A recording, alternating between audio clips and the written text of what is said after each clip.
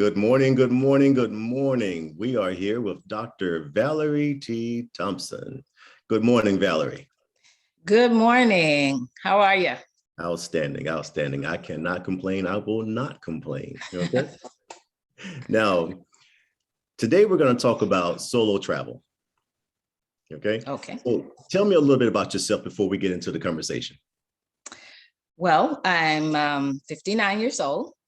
I am a pediatric emergency medicine physician, a mom of 3 adult kids, and I've been in South Florida all total about 20 years.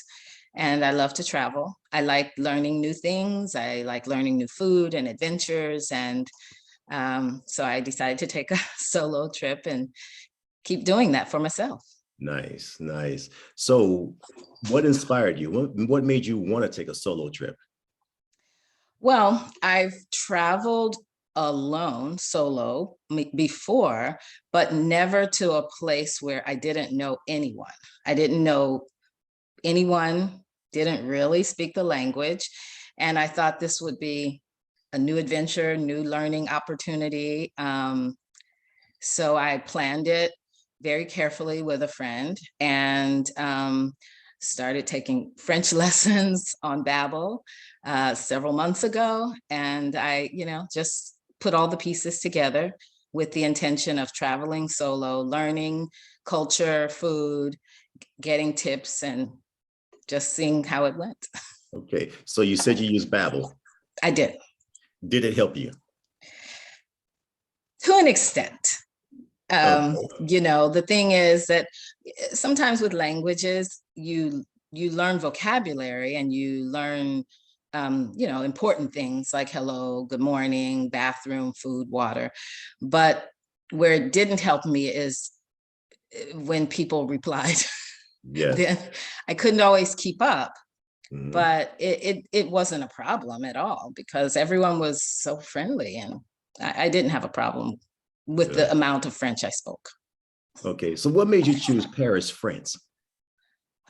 Okay, so it's always been on my list of places to go. Okay. I'm divorced. I've been divorced about 12 years.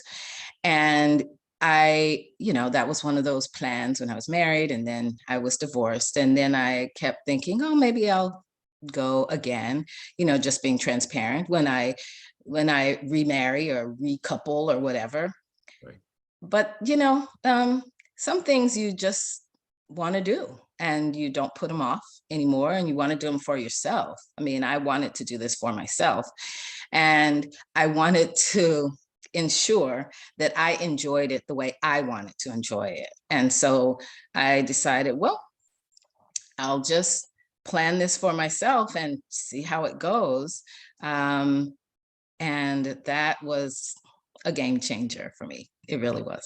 Yeah. Well, I want to say welcome to the solo world. The solo because I tell people that's one of my biggest passions is traveling solo. Mm-hmm. And I know it sounds selfish, but when you're traveling solo, you can go as you please, do as you please, and not have to compromise with anybody. Yeah. And even in addition to that, you have to rely on yourself. Yes. And I'm 5'1", 2 on a good day. I'm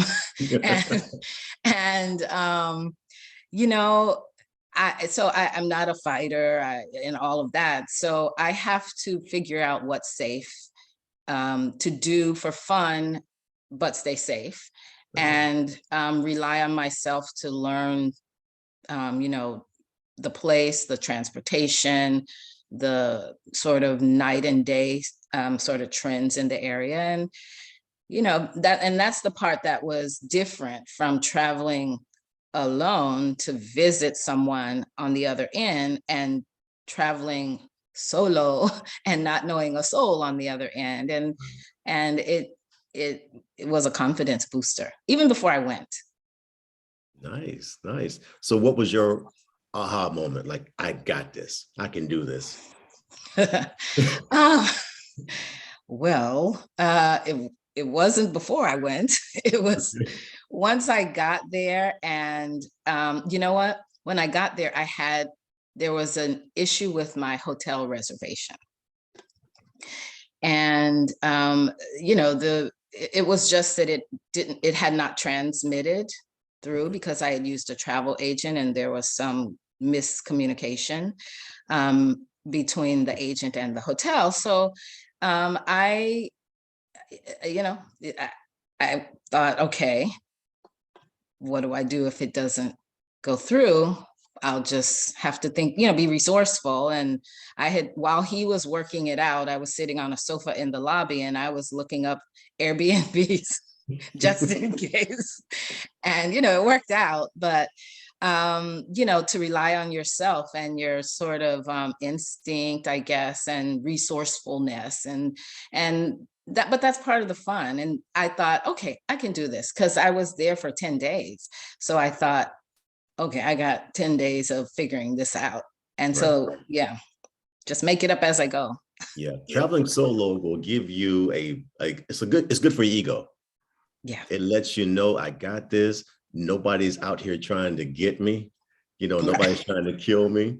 I remember talking to a lot of females about traveling solo. And their first thing is, no, I need somebody there with me. I need to know that I'm going to be okay. I feel safer with someone with me. Mm-hmm. So when you started making your plans and you started telling family and friends about it, did anyone put that fear in you? What's going to happen? You might get kidnapped, huh? Probably everybody. Really? All of my family and close female friends, and male friends too. There's different philosophies, I think, of this solo travel. There are some people who like to travel and go off the grid. I'm not one of those people. I like it that they want to be connected. I don't want them to be, I don't want to, be sort of like have a tracker on me, but that people want to know where you are and you're safe, and you check in once a day somehow through some form of communication, text, WhatsApp, etc.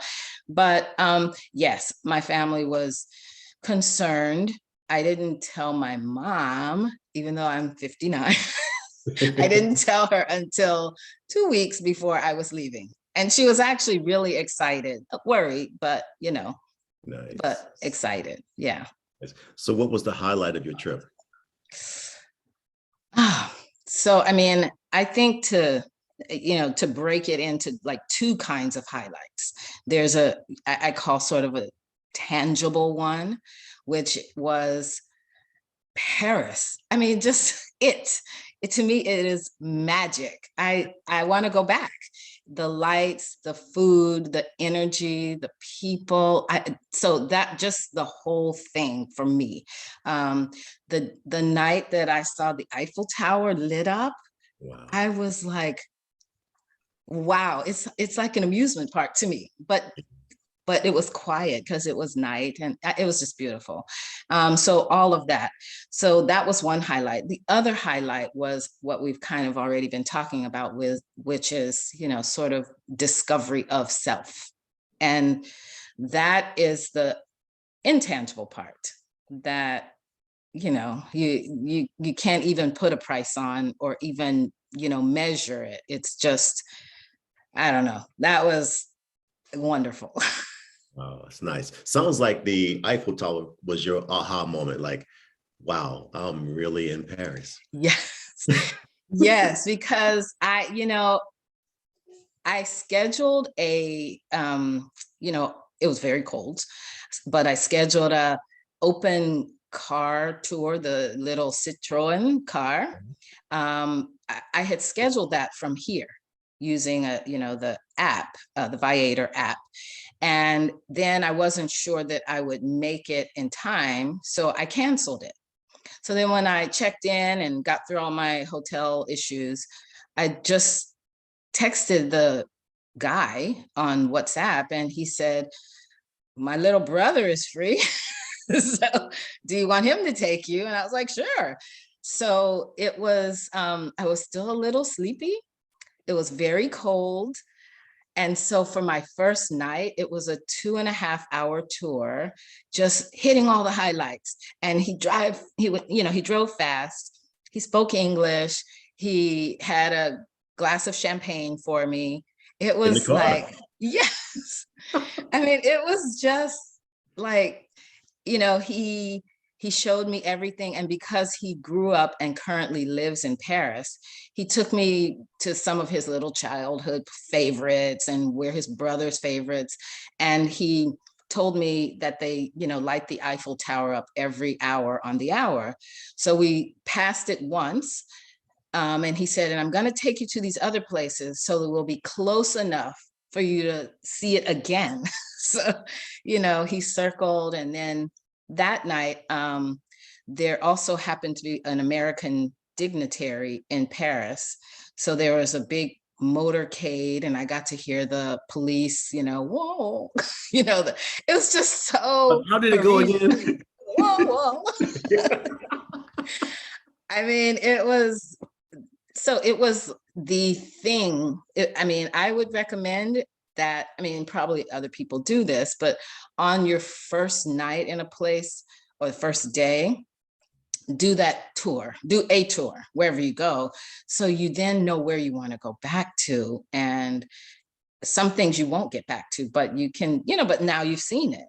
Right. I went back to the Eiffel Tower in the daytime, but I didn't go back to all of the monuments. My two favorite that night were the Eiffel Tower and the Champs-Élysées.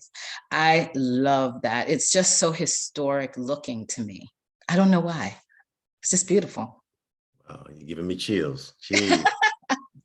Now, one of my favorite things to do in another country, especially in Europe, is the hop on, hop off bus. Okay. That thing there, man, it takes you around all over the city, and you get to see where you want to go, where you want to stop. And if you want to get off, you can jump off and just walk around. So it's really cool. Yeah, I had thought about doing that, but my days were, every day I just got up and made it up, except for the things that I had scheduled, which I didn't have a lot pre-scheduled. And so it never did fit in. Okay. Yeah. What was your favorite food? Did you get a chance to try some food that you've always wanted to try in France? Yeah. So, one of my colleagues had given me a challenge. She said, don't try to not, she is she's from Paris. And so she said, try to not eat at the Golden Arches or KFC, right? Or the Colonel. Were you tempted? No. Good. No. Because, I like to try new foods. So I asked her, okay, so tell me the top 5 things to try. So she gave me a list. That was 5, but I far exceeded the list. I had everything on the list. And I think my favorites were coq au vin, which is, for the people who are French, I'm sorry, but so this is my description. It's chicken that is, I think, stewed in a wine base with vegetables, sort of like oh my God. And the chicken falls off the bone. It is amazing. So that was my favorite food. But also there are desserts. So a croissant anywhere is amazing, right? And there's the little boulangerie and patisseries everywhere. So, I got in the habit during the day. They close midday and then they don't open till dinner time, many of the restaurants. So I learned after the first day of being hungry, right, to buy 2 croissants. So I put one in my bag, and as I'm walking around, I had something to eat if I missed that little lunch hour. Right. So I think those were my favorites. I tasted so many foods. I tried escargot. For the first time? For the first time. How was it? I love it. Love it. I loved it. I mean, I've seen food tours, in other countries. So I did a walking food tour in Nomad, and it was 3 hours. It ended up being 3 hours because we were having a good time. And I tasted so many things I can't even remember, but everything was good. And it concluded with a dinner with a charcuterie board and escargot, breads and wines. And I forgot what we had for dessert, but macaron.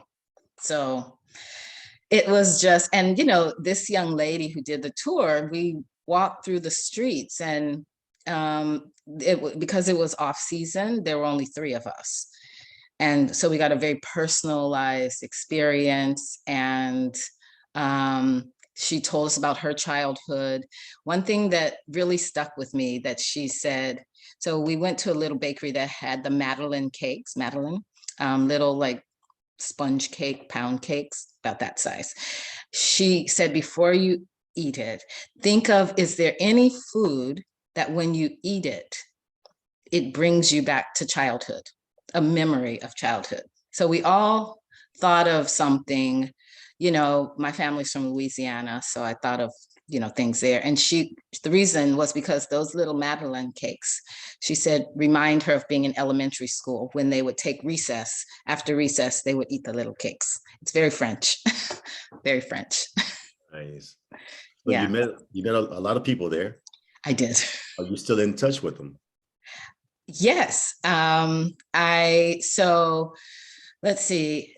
I think, so the highlights of the people I met, the colleague that I mentioned here, who's Parisian, she wanted me to meet her childhood friends. Okay. So I met up with them. Their names are Francois and Veronique. And we went to dinner, and they had French food and wine, lots of wine and bread and cheese. So, they gave me a very personal downtown French kind of evening. We ate, and then we sat until late in the night, drinking wine, eating bread, cheese after the meal. And then we walked through the neighborhood I was staying in, which is called La Marais. And they pointed out buildings, and there was an older gentleman who owned a store. And so we chatted with him. Well, they chatted in French, but they chatted, and we sat there and chatted with him. So there was those 2. And so I'm still in touch with them. In fact, a few days ago, I had dinner with my friend, Audrey, who is Parisian, and we took a photo and FaceTimed with nice. Francois. And the other person I met is actually not Parisian. She's from Latvia, but she was sitting next to me in the restaurant, and she asked me about my food, and we started talking, and we had a lot in common, and now we're Facebook friends. And I tell you, food and travel will bring people together. They will. Yeah. They really will. And I've met so many people around the world that I continuously talk to. We chat from time to time. And I always know that if I ever go to their country, I got a place to stay. I've got a contact. Yes. And so I tell everyone that I come in contact with, you come to Miami, I got you. I will show you my city. Yeah, this is what I told the lady. Her name is Maya, that I met, who is from Latvia. She loves America. She is a professor in politics in her country. And so she knows our politics probably better than we do. And she just thinks it's so exciting. So she said if she could live anywhere in the world, she would live in Miami or New York. Nice, nice. So what do you wish you would have known prior to your trip? Oh, wow, that's a good question. I think two things. That during rush hour, it's hard to get a taxi, like really hard. Right. Hard to get a taxi or an Uber. The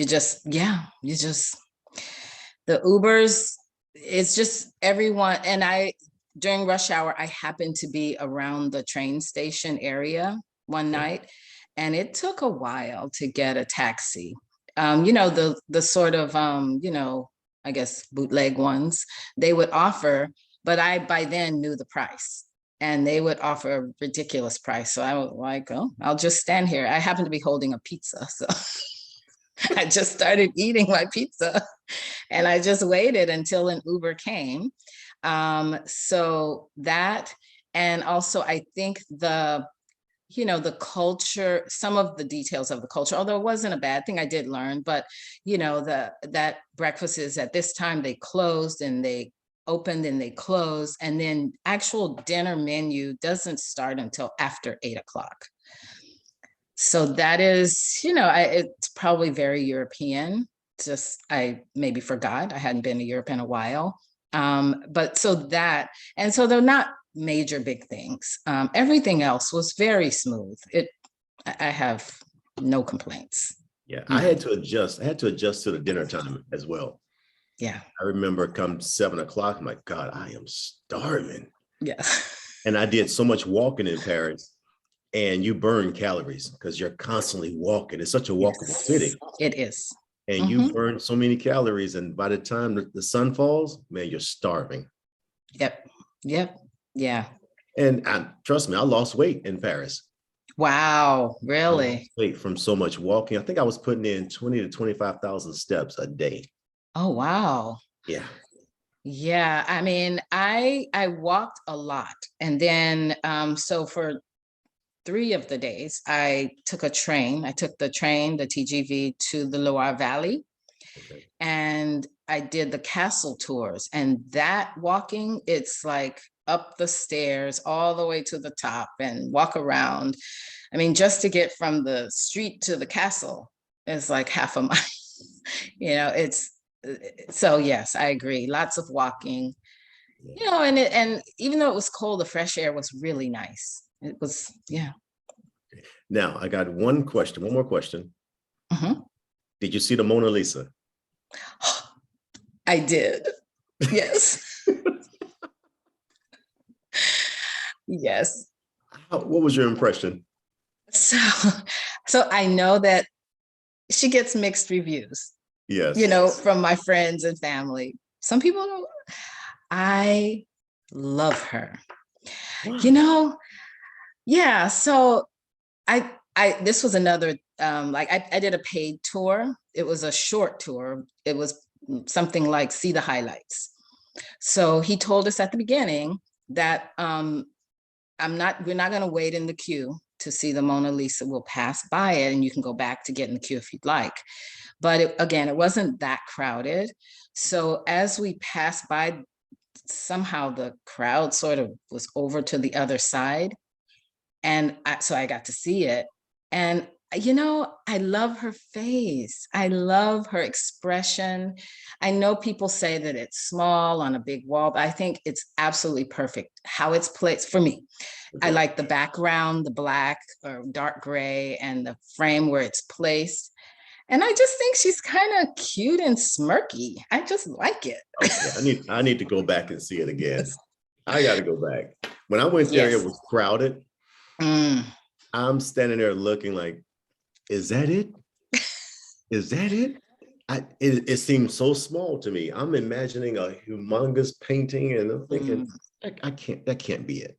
So I walked away disappointed. Really? In the Louvre, that and the portrait of Lady Libertad were my favorite ones. I don't know, maybe I'm a woman advocate. I don't know. I love both of those. I like her. She seemed like she has a secret. I like it. I mean, wow. She looks like there's something I'm not telling you. I'm thinking, or I see something. I like that. And then the Liberty Lady, just freedom. I love that. Gotcha. Yeah. But what stands out the most for me about Paris was the architecture, the museums, love the museums, and the food. Yeah. For me, those 3 things were tops on my list. I love the great experience. So thank you. But what I want to know now is what did you learn? Like before we talked about, you learned that you can do this. Right. Okay. What tips would you offer someone else who's going or who wants to travel for the first time? And especially at your age, It's not old, but at 59, people become more in the cocoon and they just like, I'm set in my ways. I don't want to go way over there by myself. Right. So what tips would you give another nomad about traveling solo? So I would say plan and not plan. So plan some things. The thing, talk to people, and people had advised that I plan a Louvre, like buy ahead, tickets ahead, because the line outside was very long and it was rainy and cold. So once we met up with our guide, and there were only 12 people on our little tour, we went in the side entrance and we were in once, and then he whisked us through. So I would say plan for some things, but to do that, you have to ask questions, ask people, or go on online groups and things like that, look at reviews. But then the other part, not plan, is be open to wonder. And I think open heart, open arms, open mind, open palate, all of it. Because, I met my food challenge that my friend gave me, but and I was telling her recently, there were 3 things that I didn't try. I just couldn't, only 3 of everything that was offered to me. Because when I went on my Lower Valley tour, it included foods and a menu.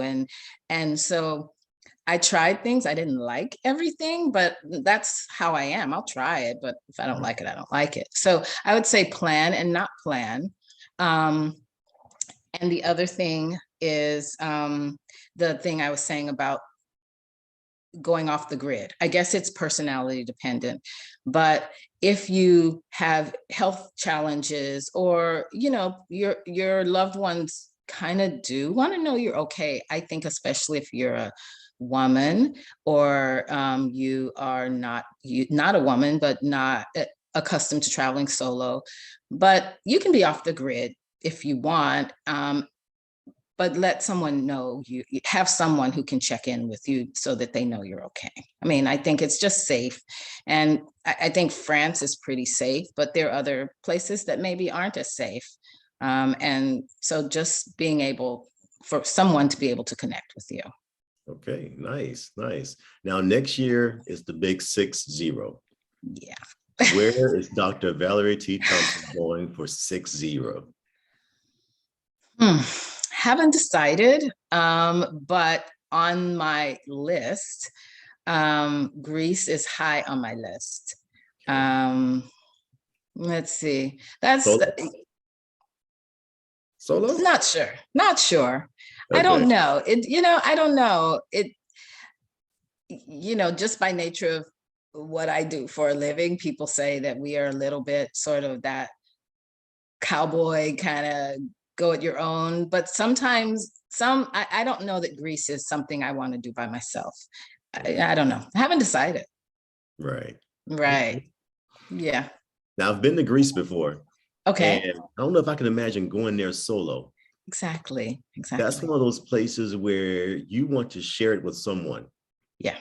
You want to say, hey, look at that there. Hey, take a picture of me. Right. Hey, let's take a picture together.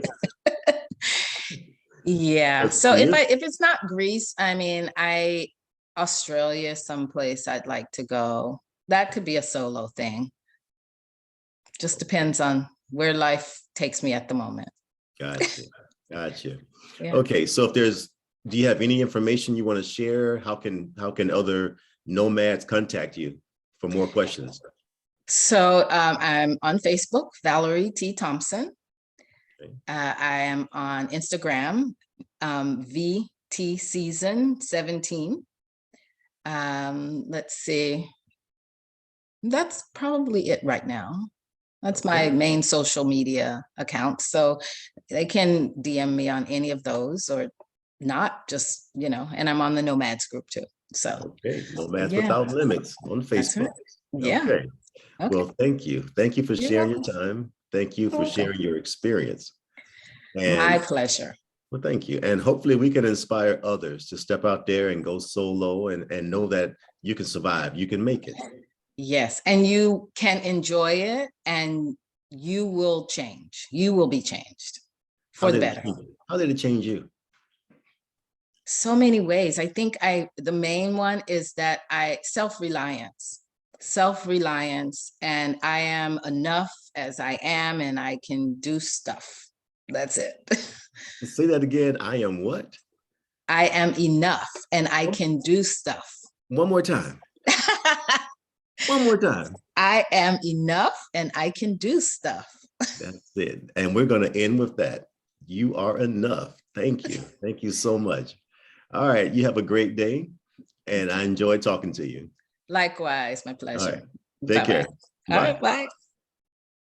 All right, Nomads. Here we are, man. I try to tell people, travel solo. You got to take one solo trip and just get out there and experience life.